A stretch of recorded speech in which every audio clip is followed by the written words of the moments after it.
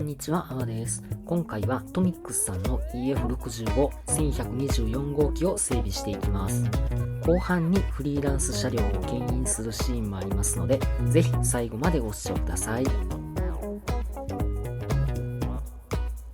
まずは車両を見ていきます。トワイライト専用塗装はいい感じですね。帯も JR マークの印刷も綺麗です。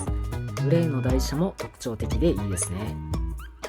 しかし残念な点もあり、1124号機固定なのにナンバープレート取り付けが必要なところはマイナスかな。付属のプレートは当然ですが、全て EF65-1124 です。わざわざ切り出して固定する手間は余計でしかないと感じています。加藤さんの EF58-150 機はプレート一体化していて作業不要だったので、余計に不親切設計に感じてしまうのかもしれません。次はボディを外してカプラー交換へと進みます。ボディを外したらカプラーセットを外します。マイナスドライバーなどでこじって前面へ引き抜くと外れます。カプラーの復元スプリングが一緒に外れやすいため紛失に注意。カプラーの復元スプリングを取り外します。ちなみにスプリングは乗っているだけです。スカートとカプラー受けを分解します。爪をピンセットなどで押し込むと外れます。これで標準装備の M カプラーをカプラーホルダーごと取り外せます。カプラーホルダー上部の蓋になるパーツを外すと M カプラーを取り外すことができます。この M カプラーを加藤のナックルカプラーと交換します。カプラー交換、パーツ取り付けは細かすぎて動画をうまく撮影できなかったので、作業動画は割愛しました。レイアウトに入線させて牽引させるのはトワイライトカラーに塗装した旧型客車です。前回の動画で作成したフリーランス車両は EF65-1124 のために作成していました。では試運転といきましょう。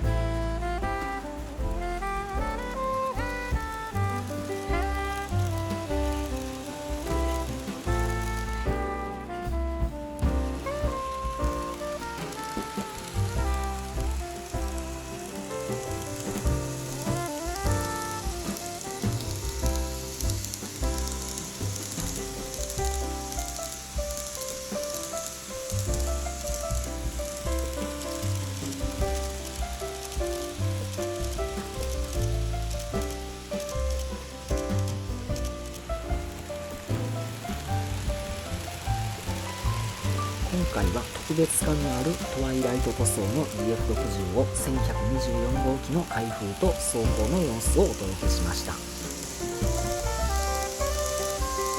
模型に関する動画を投稿していますので、ぜひチャンネル登録をよろしくお願いいたします。ご視聴ありがとうございました。